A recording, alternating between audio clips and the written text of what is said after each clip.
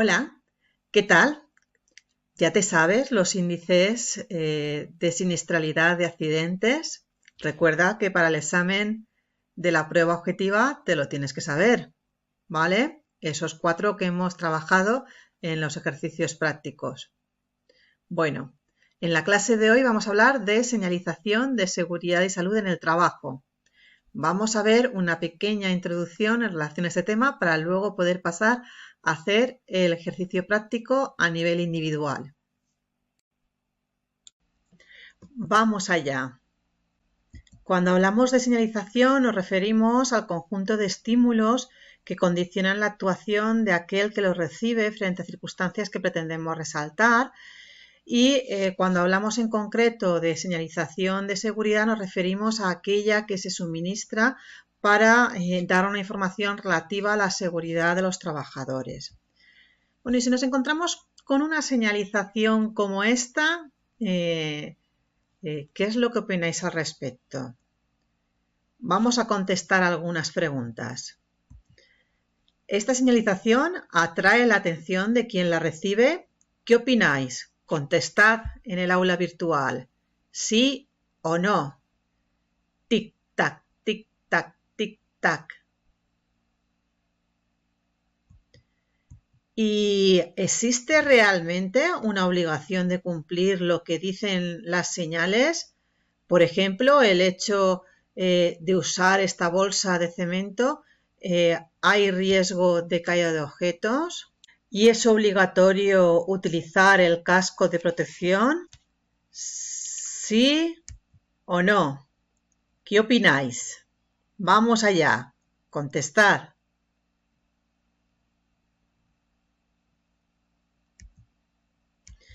¿Y esta señalización pensáis que es clara y de interpretación única?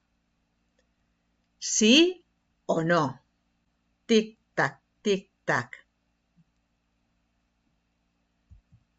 Bueno, pues precisamente los principios básicos de la señalización implican atraer la atención de quien la reciba. Esto tenemos claro que la señalización anterior lo cumplía. También tenemos que dar con suficiente antelación el mensaje para que realmente se pueda cumplir a tiempo. Por ejemplo, si tenemos que poner una señalización para avisar de que hay una obra en una carretera, si ponemos la señalización justo donde está la obra, lo que va a ocurrir es que cuando vean la señal ya se han estampado contra la obra. En este caso, lo que nos interesa es ponerla con suficiente antelación para que el vehículo se dé cuenta de que está en obra y pueda adoptar las medidas adecuadas. También nos indican que otro principio básico de la señalización es que tiene que ser clara y de interpretación única. Aquí tenemos que tener en cuenta que, por ejemplo, en la señalización anterior no estaba claro qué era lo que teníamos que hacer. Y otro de los principios va a ser la posibilidad real de que en la práctica podamos cumplir con lo que nos dice esa señal. Bueno, ¿y qué tipos de señalización nos podemos encontrar? Podríamos clasificarlas, por ejemplo, en función de los sentidos.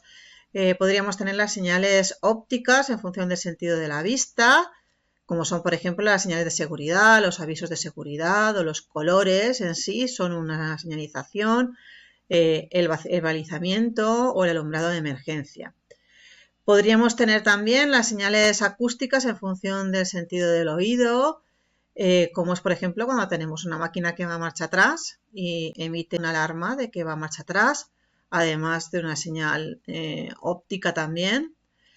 Tenemos también la señal olfativa en función del sentido del olfato. Algunos productos químicos, por ejemplo, emiten un olor característico que hacen que la persona que lo siente sepa que ese producto está en el ambiente y es peligroso. También podemos tener señales táctiles en función del sentido del tacto, como por ejemplo con una rugosidad en un pavimento podemos detectar, por ejemplo, que estamos llegando a una zona peligrosa como puede ser el final de un escalón. Bueno, y es muy importante que intentemos buscar una solución que sea más eficaz y que se detecte antes y mejor, intentando evitar, como decíamos antes, las posibles confusiones. Bueno, pero ¿Pensáis que se puede utilizar algún otro sentido más como señalización? ¿Qué opináis? Contestad en el aula virtual. Comienza el tiempo atrás. Tic-tac, tic-tac, tic-tac. Bueno, pues tal y como hemos visto, sí que se puede utilizar otros sentidos, como son, por ejemplo, el gusto, en el cual hay algunos productos a los cuales se le pone un determinado sabor característico para que si alguien por error lo prueba, pues en este caso no continúe tomándolo porque tiene un gusto muy malo. Bueno, y de cara a lo que es la utilización de la señalización, es muy importante tener en cuenta que se debe utilizar cuando los riesgos no se pueden evitar o limitar suficientemente por otros medios, como pueden ser medios técnicos de protección colectiva o medidas, métodos o procedimientos de organización del trabajo. Siempre se debe de utilizar, en todo caso, como complemento a la protección colectiva o esas medidas organizativas que decíamos antes o como complemento del uso de un equipo de protección individual. Pero en ningún caso la señalización va a eliminar un riesgo. Si utilizamos, por ejemplo, una malla de señalización plástica, de esas que a veces es de color naranja, en este caso eso es un elemento flexible y si el trabajador cae, no va a retener la caída, por lo tanto no es un elemento de protección y no elimina el riesgo y por lo tanto no se puede usar en sí como un elemento de protección. Siempre esta señalización tendrá que ir acompañada de otras medidas de protección o de organización. Y hay que tener en cuenta también que la señalización no sustituye la formación. A veces se piensa que por poner muchas señales en un acceso a una edificación o a una obra, pues con eso ya está explicado todo lo que tienen que saber los trabajadores en el centro de trabajo y no es así. Al trabajador hay que darle la correspondiente formación para que sepa qué riesgos van a haber en su puesto de trabajo y qué medidas de prevención y protección tiene que adoptar independientemente de la señalización. Y sí que habrá que dar también una formación a los trabajadores para que sepan cómo tienen que utilizar esa señalización, qué es lo que significa y cómo usarla.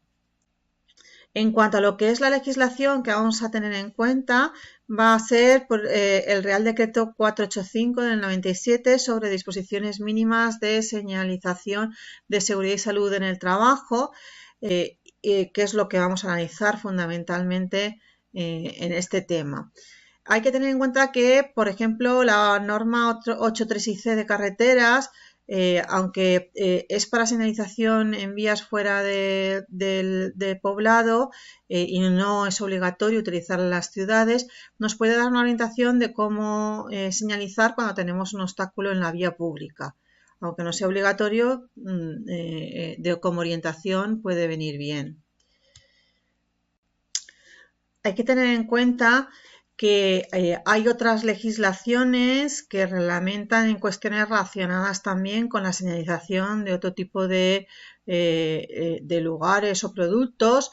Por ejemplo, tenemos la reglamentación de cara a lo que son las sustancias y preparados peligrosos, que se regula a través del REACH y el reglamento CLP, de forma de que se establece como dos formas fundamentales para poder disponer la información de las sustancias peligrosas, el etiquetado y las fichas de datos de seguridad, donde se reflejan una serie de pictogramas de peligro que tienen su propia reglamentación dentro de estos reglamentos y por lo tanto diferente a lo que viene en el Real Decreto de Señalización de Seguridad y Salud de los lugares de trabajo.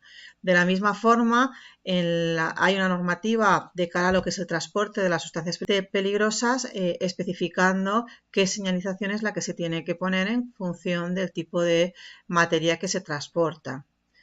De la misma forma, tenemos, por ejemplo, también como para poder señalizar aquellos materiales que contienen amianto, pues en este caso se ha de colocar esta etiqueta. Aquí es importante tener en cuenta que hay otras señalizaciones además de las que vamos a ver en esta clase. Bueno, y con esto habríamos visto esta pequeña introducción a este tema de la señalización de seguridad y salud en el trabajo, y ahora lo que tenéis es que pasar a hacer el cuestionario que tenéis en Moodle sobre esta materia. Cualquier duda que tengáis me podéis ir preguntando.